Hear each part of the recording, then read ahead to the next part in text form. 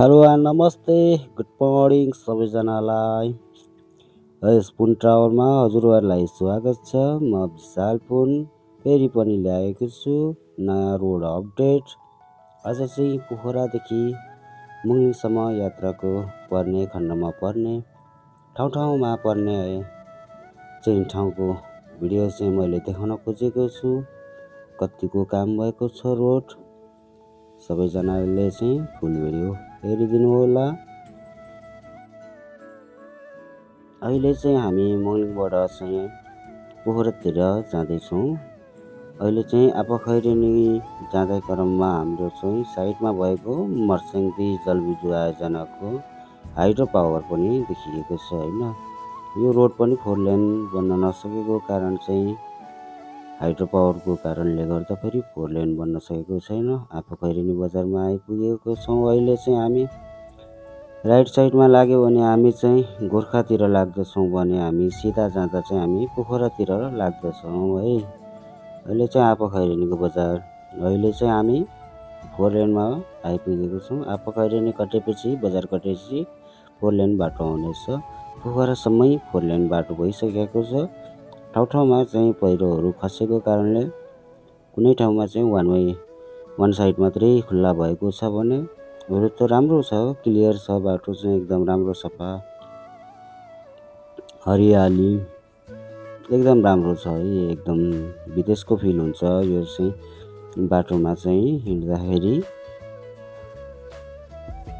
आँबुखैरेनी कटेपछि बजार कटेपछि चाहिँ पर्ने यो 4 लेन बाटो चाहिँ एकदम सुन्दर राम्रो एकदम धेरै राम्रो छ।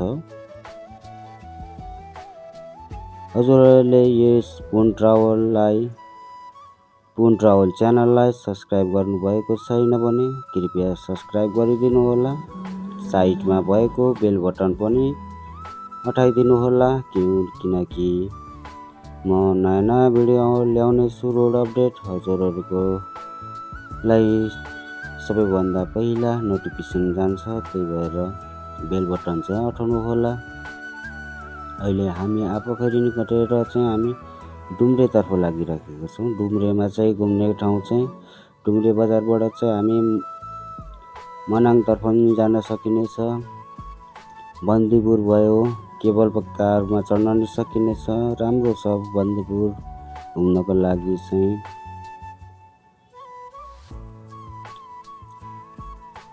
राइट साइडबाट लाग्यो भने हामी मनाङ भयो, गलेगाउँ, बुजुङ, बेसी सहर जान सकिनेछ भने सिधै गए पनि हामी पोखरातर्फ लाग्दछौँ। बाटो चाहिँ एकदम बबालै भएको छ होइन। हजुरहरूले देख्नुभएको होला 4 लेन कति राम्रो भएको छ, मार्किङ पनि राम्रो भएको छ, जेब्रा क्रसिङ ठाउँमा छ, साइडको बोर्डहरू पनि धेरै नै लगाएको छ।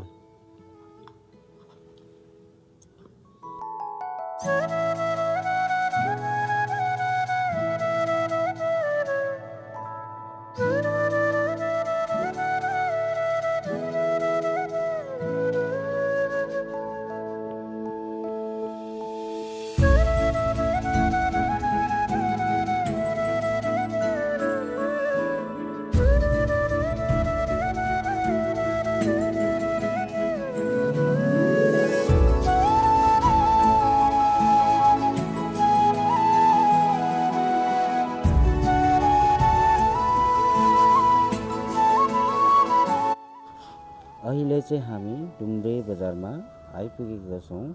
डुम्रेबाट चाहिँ हामी राइट लाग्यो भने मनाङ भयो, गलेगाउँ भयो, बुजुङ भयो, बेसी सहर भयो जान सकिन्छ भने थोरै अगाडिबाट चाहिँ हामी बन्दीपुर जान सकिनेछ। अहिले चाहिँ हामी डुम्रे बजार छोडेर चाहिँ उकालो लागेको छौँ। हामी उकालोमा पर्ने यो ठाउँ चाहिँ एकदम एक्सिडेन्ट हुने ठाउँ चाहिँ हो है। एक्सिडेन्ट हुने ठाउँ एकदम टर्निङ हाईहरू एकदम छ है। केयरफुल भएर चलाउनु होला हजुरहरूले।